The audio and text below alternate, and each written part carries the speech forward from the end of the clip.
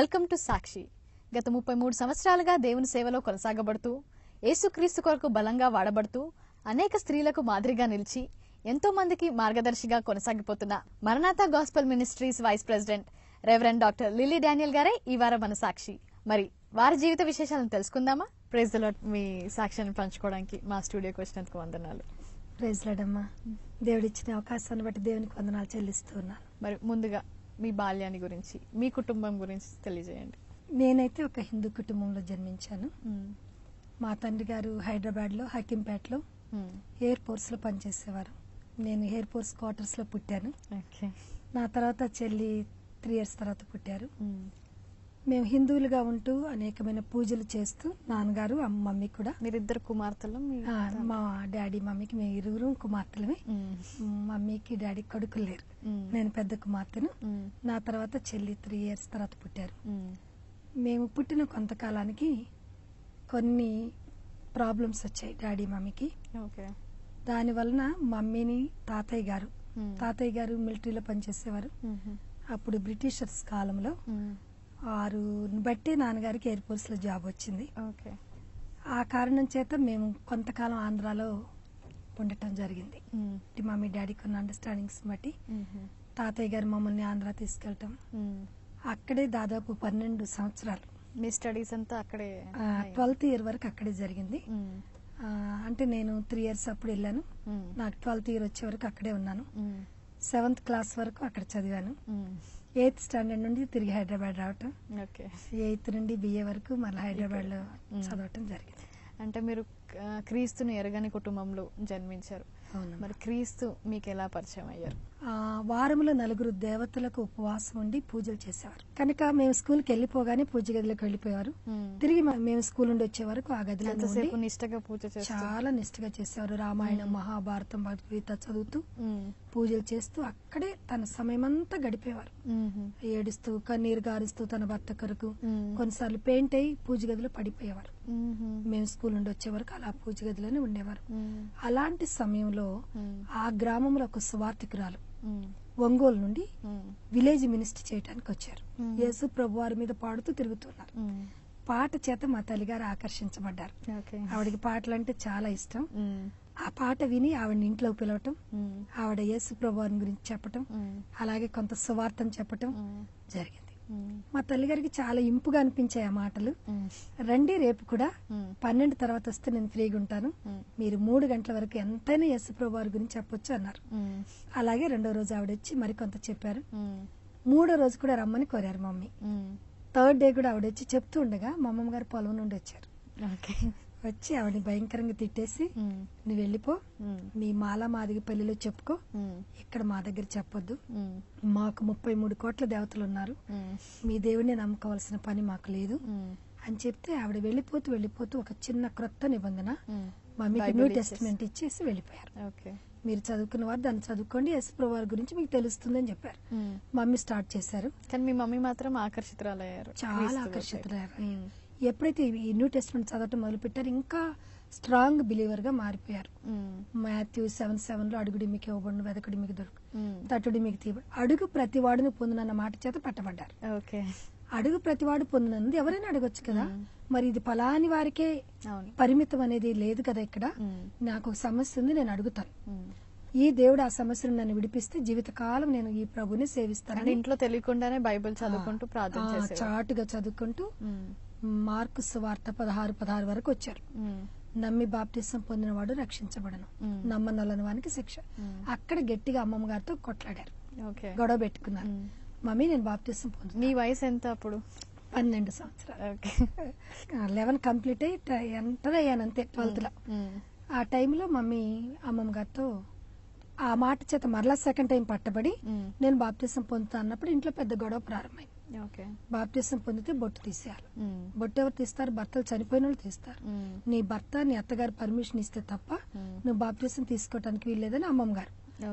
నాకు మనశ్శాంతి ఇక్కడ దొరికింది. గతంలో 4 దేవతలకి ఉపవాసం ఉండి పూజలు చేసి రామాయణ మహాభారతం చదివినప్పుడు ఆయన మనశ్శాంతి నాకు ఇప్పుడు కలిగింది గనక నేను తీసుకుంటానని మమ్మీ. ఇద్దరి మధ్య గొడవ మొదలైంది. ఇంకా మమ్మీ 3 రోజులు భోజనం మానేసి మంచం ఎక్కేశారు. మాకు స్కూల్ లేవు, జడలేయటం లేదు, టిఫిన్లు కట్టడం లేదు, ఏం లేదు. మమ్మీ తర్వాత పెద్ద మామయ్య గుంటూరులో నల్లబాడులో ఇంజనీరింగ్ చదువుతున్నారు. ఆయన ఇంటికి వచ్చారు. మనశ్శాంతి కొరకు మతాన్ని పుచ్చుకుంటానంటే నువ్వెవరమ్మా ఆపటానికి, అక్కేం తప్పు చేయట్లేదు కదా అని మమ్మీ దగ్గరికి వచ్చి, రెండక్క మిమ్మల్ని ఏ చర్చి దగ్గర దించమంటే గుంటూరులో ఆ చర్చి దగ్గర దించుతాను, మీరు చక్కగా వెళ్ళిపోవచ్చు చర్చికి, దాని కొరకు నువ్వు భోజనం మానేసి ఇలా ఉండాల్సిన అవసరం లేదని చెప్పారు. ఇంకా వెంటనే మమ్మీ లేసారు. సాటర్డే ఆయన వచ్చారు. సండే ఇద్దరు కలిసి గుంటూరు వెళ్ళిపోయారు. ఆయన కన్నవారి తోట గుంటూరులో బైబిల్ మిషన్ చర్చి దగ్గర దించేసి హాస్టల్కి వెళ్ళిపోయారు. ఇంకా మమ్మీ ఆ చర్చి అయిన తర్వాత పాస్టర్ గారిని కలిశారు. అప్పుడు మమ్మీ ఏజ్ 24 years. 18 years కి నేను చెల్లి ఇద్దరం పుట్టేశాం. ఇంకింత చిన్న వయసులో యేసు ప్రభుని తెలుసుకోవటానికి ఒక హిందువురాలు దాదాపు 40 సంవత్సరాల క్రితం 50 సంవత్సరాల క్రితం ధైర్యంగా ఇంత ముందుకు రావటం వాళ్ళకి చాలా ఆశ్చర్యం కలిగింది. ఆ పాస్టర్ గారు ముందుకు వచ్చి అడిగారు, కొత్త మనిషి కదా, ఎవరమ్మా ఎక్కడి నుండి వచ్చావు, ఎందుకు వచ్చావు అని అడిగారు. అప్పుడు మమ్మీ స్టోరీ అంతా చెప్పారు. ఇలా 2 మాసాలు అయిందండి నేను ప్రభు నమ్ముకొని చిన్న క్రొత్త నిబంధన చదువుతున్నాను, గతంలో రాని మనశ్శాంతి నాకు వచ్చింది, నాకు ఒక సమస్య ఉంది, నేను ఊరికి ఇలా ప్రార్థన చేసుకుంటూ చదువుకుంటే సరిపోదు, ఈ మతంలో కన్నా వెళితే ఈ దేవుడు దయదలిసి నాకేదైనా కార్యం చేస్తారని వచ్చాను, నాకు బాప్తిస్మం ఇవ్వండి అన్నారు. అమ్మా మా మిషన్ సిద్ధాంతం అది కాదు, కనీసం 3 సంవత్సరాలు మీరు రెగ్యులర్ గా చర్చికి రావాలి, వాక్యాన్ని బాగా తెలుసుకోవాలి, శ్రమలు వచ్చినా తట్టుకునే శక్తిని పొందాలి, అప్పుడు మేము బాప్తిస్మం ఇస్తాం, కానీ ఇలా ఇమీడియట్ గా మీరు వచ్చి ఇవ్వమంటే ఇవ్వటం మా రూల్ కాదు అని చెప్పారు. ఇంకా మమ్మీ ఆయన్ని బతిమాలి అయ్యా ఇక్కడికి రావడానికి ఇప్పటికే 3 రోజులు పట్టింది, నేను తిరిగి వెళ్తే వస్తానో రానో నాకు నమ్మకం లేదు, దయచేసి నన్ను వట్టి చేతులతో పంపొద్దు, బాప్తిస్మం ఇచ్చి పంపండి, నేను ఎన్ని సమస్యలు వచ్చినా శ్రమలు వచ్చినా ఈ మతంలోనే ఉంటాను, నేను ఈ మతం నుండి తొలగిపోను, ఈ దేవుని విడిచిపెట్టను అని బతిమలాడితే ప్రక్కనున్న జి సామేల్ గారని ఏలూరు పాస్టర్ గారు ఉన్నారు అక్కడే. ఆయన గారు, చూడండి ఒక ఆత్మను మనం రక్షించిన వాళ్ళం అవుతాం, ఆవిడంతా పట్టుదలతో చెప్తున్నారు కాబట్టి మనం బాప్తిస్మం ఇద్దామని రూల్స్ కి వ్యతిరేకంగా ఇచ్చారు. కానీ మమ్మీ ప్రతిరోజు ఏడుస్తూ ప్రార్థన చేసేవారు. ఈ దినం వరకు కూడా ఆవిడకి 70 years, ఈ దినం కూడా కన్నీటి ప్రార్థన లేని దినం అంటూ ఉండదు అనమాట. సండే వస్తుందంటే సంతోషం అనమాట. అయితే అందరు లేచి తయారై వెళ్లిపోయారు పొలానికి. ఆ రోజు మాత్రం మమ్మీ మా ఇద్దరిని వెళ్ళనివ్వలేదు. సండే అమ్మమ్మ గారు, జీతగాళ్ళు, మిగతా వాళ్ళందరూ వెళ్ళిపోయారు. నేను మమ్మీ చెల్లి మిగిలాం. ఈ వ్యవసాయానికి సంబంధించిన భవంతి, మా ఇంటికి ఆపోజిట్ లోని ఇంకొక భవంతి ఉంది, ఒక చిన్న బిల్డింగ్, దానిలో ఈ వ్యవసాయ సంబంధించిన సామాగ్రి అంతా పెట్టేవారు. మమ్మీ 12 o'clock మా ఇద్దరిని అక్కడికి తీసుకెళ్ళింది. చక్క తలంట్లు పోసింది, మంచి ఫ్రాక్స్ వేసింది, ఇద్దరికి చాలా పొడవైన జుట్లుండే, దాన్ని చక్కగా తయారు చేసింది, గౌన్లు వేసింది, తీసుకెళ్లి ఈ రోజు మీరు నాతో ప్రార్థనలో కూర్చోవాలని చెప్పింది. అదే ఫస్ట్ టైం మమ్మీతో ప్రార్థనలో కూర్చోటం. 12 o'clock మధ్యాహ్నం సాపేసింది, తలుపు బోల్ట్ పెట్టింది, మోకాళ్ళ మీద ఉంది, కుడి ప్రక్క నేను, ఎడం ప్రక్కన చెల్లి ఉన్నా, చాలా కన్నీటితో ప్రార్థన చేస్తుంది, కింద నేల తడుస్తుంది, చూస్తున్నాను నేను. సడన్ గా చిన్న వెంటిలేషన్ ఉంది ఆ గదికి, ఆ గదిలో నుండి ఒక లైట్ రావటం ప్రారంభించింది. మీరు చూస్తున్నారు, నేను చెల్లిద్దరం కళ్ళు తెరిచి చూసాం. అదేంటో మాకు తెలియదు, అసలు ఆ గ్రామానికి కరెంటే లేదు ఆ దినాల్లో. ఏంటి ఒక పవర్ లాగా వస్తుంది, ఎక్కడి నుండి వస్తుంది ఇదని ఇలా చూస్తున్నాం, మాకు అర్థం కాలేదు. అది బ్రాడ్ అవుతా ఉంది, మా ముగ్గురు చుట్టూ తిరుగుదంతా వచ్చేసింది, ఆ గదంతా నిండిపోయింది, ముఖ్యంగా మా ముగ్గురు చుట్టూ తిరుగుతా ఉంది, అది తిరిగే కొలది బ్రాడ్ అవుతా ఉంది. ఆ పవర్ కి తట్టుకోలేక నేను భూమికి ఆకాశానికి ఎగురుతా ఉన్నాను, మోకాళ్ళ మీదనే ఉన్నాం. నాకు తెలియకుండానే నా నోటి నుండి కొన్ని మాటలు వస్తా ఉన్నాయి. ప్రభు మమ్మీతో మాట్లాడుతున్నారనమాట, కానీ అది హోలీ స్పిరిట్ ఉందన్న సంగతి గాని, హోలీ స్పిరిట్ మనతో మాట్లాడతారన్న సంగతి మాకు తెలియదు. అసలు మేము బైబిల్ ముట్టుకోలేదు, చదవలేదు. మమ్మీ మాత్రమే 2 months అయింది అది చదవబట్టి. ఏ చర్చికి అమ్మమ్మ గారు వెళ్ళనివ్వలేదు, స్ట్రిక్ట్ గా చెప్పారు బాప్తిస్మం పొందినప్పుడే. హోలీ స్పిరిట్ ఇవన్నీ ఏమీ తెలియదు, నువ్వు ఎక్కడికి వెళ్ళటానికి లేదు, ప్రతి నెల ప్రభు బల్లేదు అంటున్నావు కదా, అది మాత్రం నువ్వు గుంటూరు వెళ్ళి తీసుకోవాలి, ఇక్కడ తీసుకోవడానికి లేదు, మన బంధువులు చూస్తే మనం చులకన అయిపోతాం. కాబట్టి మాకు ఏ చర్చి తెలియదు, ఏ పాస్టర్ గారు తెలియదు, బైబిల్ తెలియదు, బైబిల్లో ఉన్న వర్డ్స్ మీనింగ్స్ తెలియదు, ఆత్మ అనేది అసలే తెలియదు. ఆ టైంలో పరిశుద్ధాత్మ దేవుడు నాలో నుండి మమ్మీతో మాట్లాడుతున్నారు. నేను మాట్లాడుతున్నా నాకు తెలియకుండానే, నా కుమార్తె నీవు చనిపోవటానికి వీల్లేదు, మమ్మీ ఎండ్రిని డబ్బా పెట్టుకున్నారు బస్తా చాటున, ఆఖరి ప్రార్థన అయినాక ముగ్గురికి పోసి చనిపోవాలని 3 గాజు గ్లాసులు అక్కడ పెట్టారు. ఆ సంగతి మా ఇద్దరికి తెలియదు.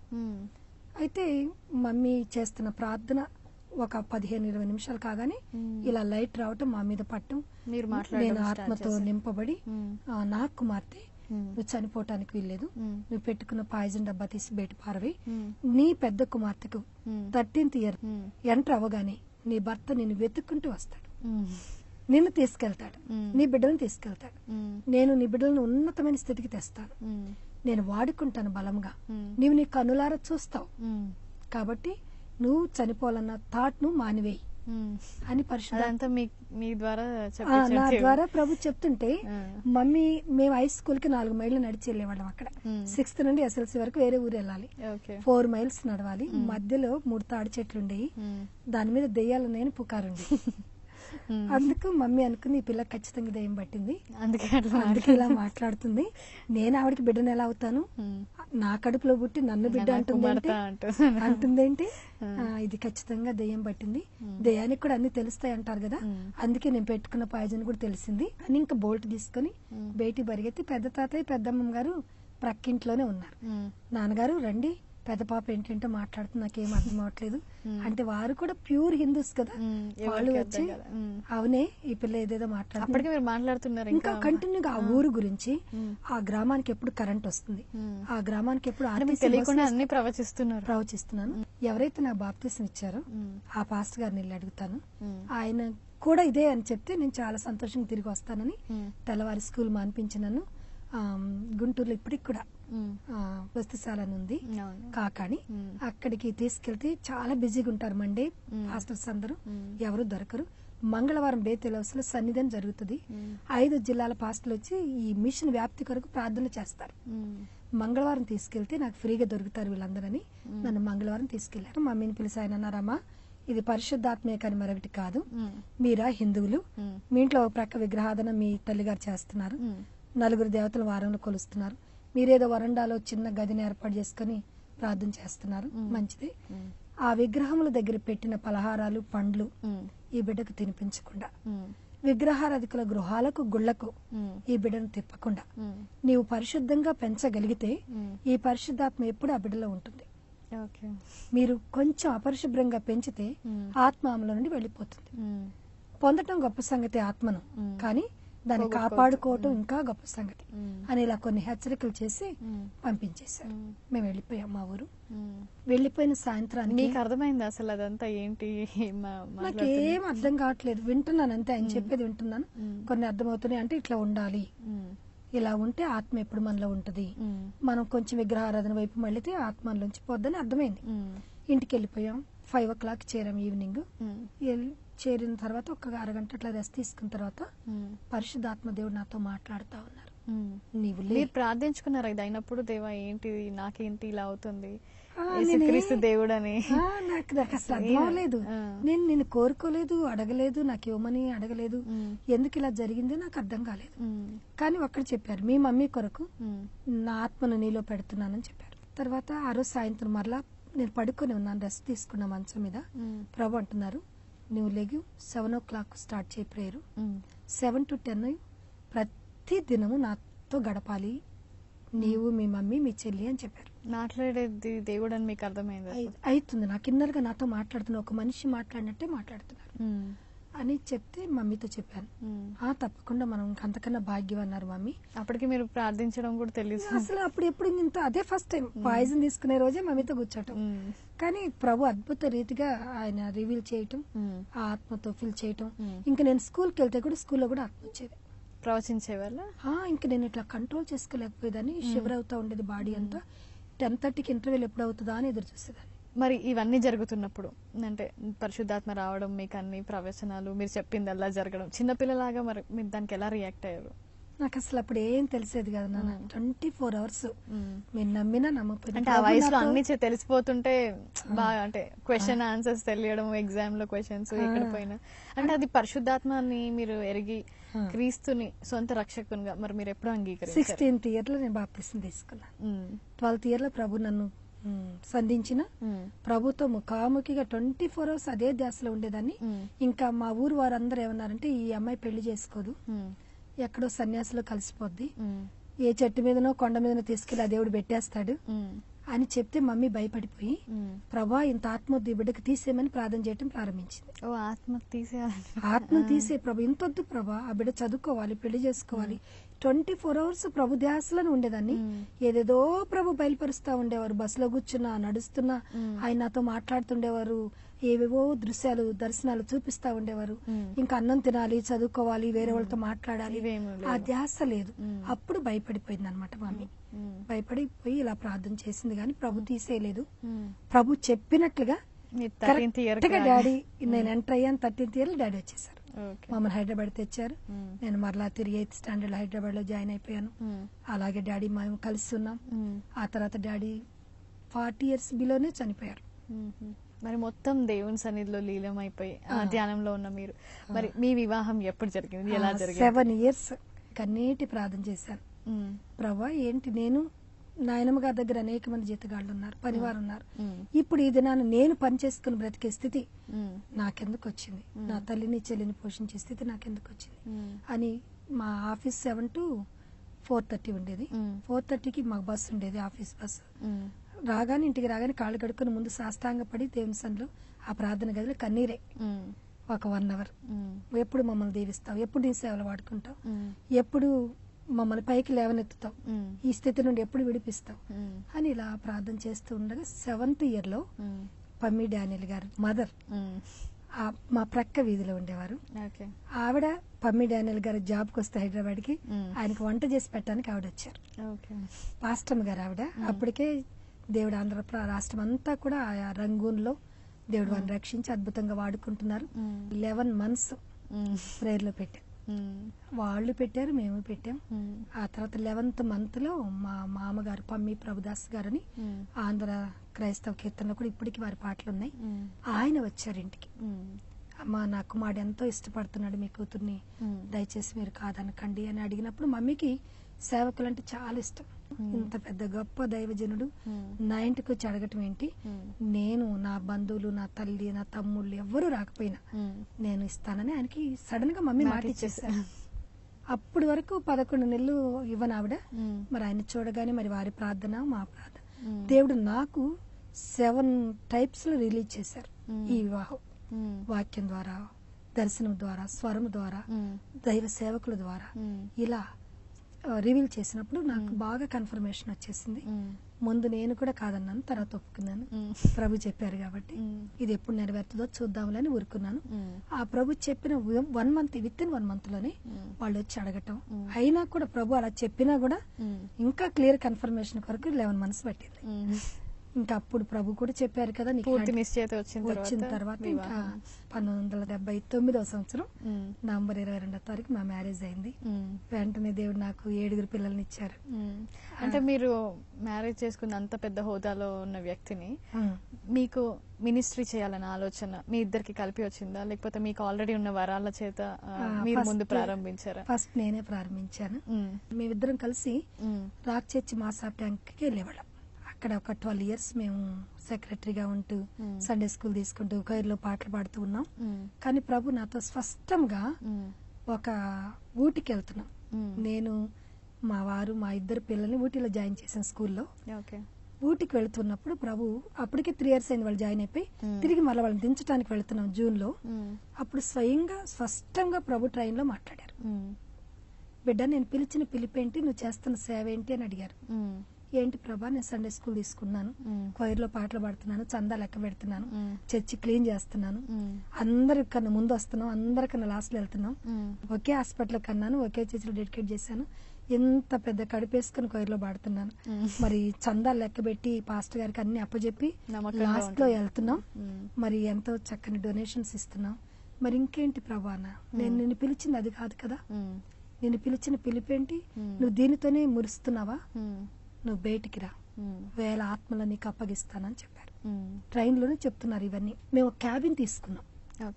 ఎందుకంటే వీళ్ళందరూ పిల్లలు చక్కగా ఎంజాయ్ చేయడానికి 2 days ట్రైన్. అప్పుడు ఆ దినాలు twice ఉండేది వీక్లీ కొచ్చిన్ ట్రైన్స్. ఆ క్యాబిన్ తీసుకున్నాం చక్కగా ఎంజాయ్ చేసుకోవటానికని. నేను విండో పక్కన కూర్చున్న ప్రభు స్వరం వింటున్నా. అయ్యగారు ఎక్కడో ఉన్నారు. అప్పుడు ఆయన దగ్గరికి వెళ్ళి ప్రభు నాతో మాట్లాడుతున్నారు, మన సేవ చేయమన్నారని చెప్పాను. సేవ అంటే శ్రమలు నీకు తెలుసో లేదు, మా తల్లిదండ్రుల కఠినమైన శ్రమలు అనుభవించారు. అందుకే ప్రభు నేను అడిగాను, నాకు ఒక మంచి ఉద్యోగం ఇస్తే నా తల్లిదండ్రులు సుఖ పెడతాను, నా టైత్ 90% నీకు ఇస్తాను, 10% నేను ఉంచుకుంటాను అని దేవుని సల్లో ప్రమాణం చేశాను. అప్పుడు ప్రభు నాకు ఈ జాబ్ ఇచ్చారు ఆర్టీఓగా. కనుక సేవ చేయటం నాకు ఇష్టమే, కానీ సేవ చేసే వాళ్ళకి సహాయం చేయటం ఇష్టం, కానీ సేవలోకి మాత్రం కంప్లీట్ ఫుల్ టైం మినిస్ట్రీ రావటం నాకు ఇష్టం లేదు.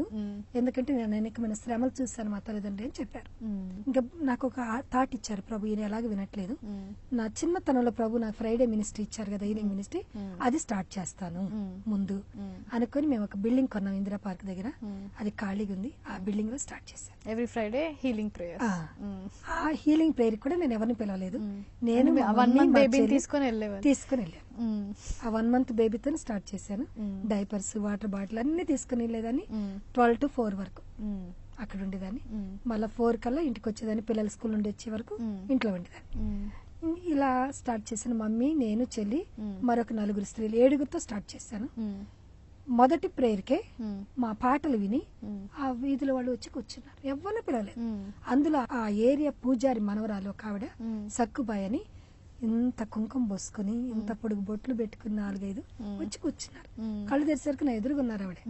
అమ్మ ఏంటి మీరెవరు, ఎందుకు వచ్చారన్నాను. అమ్మ మీ పాటలు విని వచ్చాం, మరి మీరు ప్రార్థన చేయండి, నాకు ఆస్తమా ఉంది అని చెప్పారు. ఆ దినాల్లో 22 years బ్యాక్ 400 rupees ఆవిడ ప్రక్కన పెట్టేవారట ఈ మెడిసిన్స్ కొరకు, ఆస్తమా కొరకు. ప్రార్థన చేయండి అమ్మ అంటే ప్రార్థన చేశాను. Instant healing. నెక్స్ట్ వీక్ ఆమె ఒక 5గురిని తీసుకుని వచ్చాను. ఇలా మా మినిస్ట్రీ స్టార్ట్ అయ్యి 6 months లో మేము ఉన్న గది సరిపోలేదు. అప్పుడు 6 months తర్వాత ఈస్టర్ వచ్చింది. ఈస్టర్ సండేకి నా దగ్గరికి వచ్చే వాళ్ళందరూ గొడవ చేశారు. నేను 6 months తర్వాత ఏం చేశానంటే సండే ఈవినింగ్ పెట్టడం మొదలు పెట్టాను. సండే కూడా స్టార్ట్. ఫ్రైడే వచ్చిన వాళ్ళందరూ అడుగుతున్నారు, మేము ఇంకెక్కడికి వెళ్ళామమ్మా, సండే మీరు మాకు పెట్టాలంటే. సండే అయ్యగారు మార్నింగ్ అటు వెళ్ళాలి అన్నారు కదా, అందుకని ఈవినింగ్ కి పెట్టుకున్నాం. ఒక 2 weeks 3 weeks అయ్యే వరకు ఈస్టర్ వచ్చింది. ఈస్టర్ రాగానే వాళ్ళందరూ గట్టిగా పట్టుకున్నారు, అయ్యగారండి మీరు తప్పకుండా మాకు సండే మార్నింగే ఈస్టర్ సర్వీస్ పెట్టాలి, పండగంతా అయిపోయిన సాయంత్రం పెడతారా మీరు మా దగ్గరికి వచ్చి. అలా కుదరదు. ఈవినింగ్ సర్వీసెస్ లో మీరే వాక్యం. అయ్యగారు పాస్టర్ గారి కొడుకు, ఆయన పాటలు రాస్తారు, పాడతారు, ప్రసంగాలు చేస్తారు, కాకపోతే సేవ చేయటం ఇష్టం లేదు. అంటే ఉద్యోగం చేస్తూ చేయాలనేది ఆయన ఉద్దేశం. ఇట్లా ఫుల్ టైం రావటం ఇష్టం లేదు. తనే ప్రసంగం చేసేవారు, తను లేనప్పుడు నేను చేసేదాన్ని, అలా అనమాట. అప్పుడు ఇంక గట్టిగా పట్టుకునే వరకే నేను చెప్పలేదు వాళ్ళకి, ఇలా మీరు అడగండి అయ్యగారిని. దేవుడే కార్యం చేశాడు. వాళ్ళు గట్టిగా అడిగారు, ఆయన ఒప్పుకున్నారు. ఈస్టర్ సండే నుండి 93 సండే మార్నింగ్ సర్వీస్ స్టార్ట్ అయిపోయింది. ఇప్పుడు ఇది ఎక్కడ ఆరంభించారు? అది same Indira park near Indira park దగ్గర మా హౌస్ ఒకటి ఉంది, అది మేము స్టార్ట్ చేసాం. సరిపోలేదు, వెంటనే ఆ బిల్డింగ్ ని కూలగొట్టి ఒక పెద్ద చర్చిని కట్టాం. అది కూడా మేము కట్టలేదు.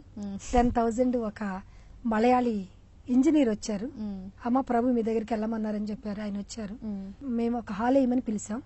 ఆయన అన్నారు 3 floors కడతానన్నారు. మా దగ్గర 10,000 తప్ప ఎక్కువ లేదని చెప్పాం. ఓకే అది ఇచ్చేయండి చాలు, మిగతా నేను చూసుకుంటానన్నారు. 10,000 ఆయన చేతిలో పెట్టాం. ఆయన స్టార్ట్ చేశారు. మా వారు బ్రేక్ ఇన్స్పెక్టర్ గనక ఇంకొక బ్రేక్ ఇన్స్పెక్టర్ గారు 400 సిమెంట్ బస్తా తన ఇంట్లో అకామిడేట్ చేయలేక మా దగ్గర పంపారు. అదే టైంలో మేము చర్చి కడుతున్నాం, దానికి వాడుకోమని చెప్పారు. అలా వాడేసాం. ఇలా దేవుడు ప్రొవైడ్ చేశారు. అలా చర్చ అయిపోయింది. ఇప్పుడు ఇది నాన్న ప్రతి ఆదివారం 500 మంది ఆరాధనకు వస్తున్నారు. ప్రతి శుక్రవారం 100-120 మంది ఖచ్చితంగా ప్యూర్ ఫాస్టింగ్ నుండి వస్తారు. 4 కార్నర్స్ నుండి వస్తారు, విలేజెస్ నుండి వస్తారు. ప్రతి మంగళవారం మా ఇంట్లో సన్నిధి జరుగుతుంది. శుక్రవారం ఫాస్టింగ్ అండ్ హీలింగ్ ప్రేయర్ చర్చిలో జరుగుతుంది. సండే సర్వీస్ చర్చిలో జరుగుతుంది. ఇలా దేవుడు అన్నిటిని మీరు దగ్గర అన్ని నేను దగ్గర నుంచి చూసుకున్నాను. నా మినిస్ట్రీ కాక all over Andhra Pradesh all denominations women speaker గా వెళ్తాను. అలాగే యుఎస్ కూడా దేవుడు నన్ను ఉమెన్ స్పీకర్ గా తీసుకెళ్లారు. 3 times వెళ్ళాను. 25 states లో దేవుని వాక్యం అందించడానికి దేవుడు కృప చూపించారు. మరి నేనైతే unworthy, but God has given. దేవుడు చిన్నప్పుడే మిమ్మల్ని ఏర్పరచుకొని అలా ఆయన కృపలో ఆ దినం నుండి నేటి వరకు ఎన్నో శ్రమలు, ఎన్నో కష్టాలు, ఎన్నో యాక్సిడెంట్స్, ఎన్నో మరణాపాయములు, చేతబడులు, శరీరాన్ని ఎన్నో రీతిలుగా సాతాను నలగొడుతుంది. కొట్టట్లేదని కాదు, ఎట్ ద సేమ్ టైం ఆయన కృపను కూడా మేము అంతే అనుభవిస్తున్నాం. ఇది నాన్న దేవుడు సేవను అధికంగా ఆశీర్వదించి ప్రపంచ దేశాల్లోకి సేవను తీసుకెళ్లాడు. ముఖ్యంగా నా కుమార్ని ప్రభు లేపారు. ఆయన పాటలు రాయటం, పాడటం, మ్యూజిక్ చేయటం, వీడియోస్ చేయటం. అలా తాతగారికి ఆ వరం ఉంది, తండ్రి గారికి ఆ వరం ఉంది. ఆయనకి దేవుడు ఆ వరం ఇచ్చాడు. ఈవెన్ నా 6 గర్ల్స్ కూడా వెరీ గుడ్ సింగర్స్, చక్కగా పాడతారు. దేవుడు కుటుంబం అంతా దేవుని సేవ. ఇది మా పైరు మా పిల్లలే చిన్నతనం నుండి కూడా మినిస్ట్రీ స్టార్ట్ చేసిన దినం నుండి కూడా 7 పాడేవాళ్ళు. అలా ఈ దినాన అనేక మందిని లేపాడు ప్రభు సంఘంలో. వాళ్ళు పెళ్లిళ్ళు చేసుకుని పోయినా మళ్ళీ ఇంకొక బ్యాచ్ 3 ఉన్నారు. 3 పెళ్లిళ్ళు చేసుకుని వెళ్ళిపోయారు. 3 ఉన్నారు. 4వ పాప లండన్ లో ఉంది. ఇప్పుడు మొన్న 2 వాళ్ళే వర్షిప్ లీడర్స్. ఇప్పుడు మరి ఇన్ని ఏళ్ల పరిచర్యలో దేవుడు మీకు ఎన్నో అద్భుతాలు చేశాడు. తన కృప మీ వెంట ఉంచి ఎన్నో సార్లు మిమ్మల్ని కాపాడాలన్నారు. మరి అలాంటి సంఘటనలోంచి ఏదైనా ఒక ముఖ్య సంఘటన మా ప్రేక్షకులతో పంచుకుంటారా? మేజర్ కార్ యాక్సిడెంట్ జరిగింది ఒకసారి.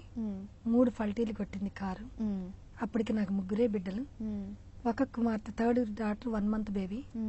ఆమె 2 సీట్ల క్రింద ఎక్కడో వెళ్ళిపోయింది. కారు డోర్స్ ఓపెన్ అయిపోయాయి. ఫ్రంట్ డోర్ ఊడి పడిపోయింది. బ్యాటరీ ఎగిరిపోయి పొలంలో పడిపోయింది. మా వారు క్రింద పడిపోయారు.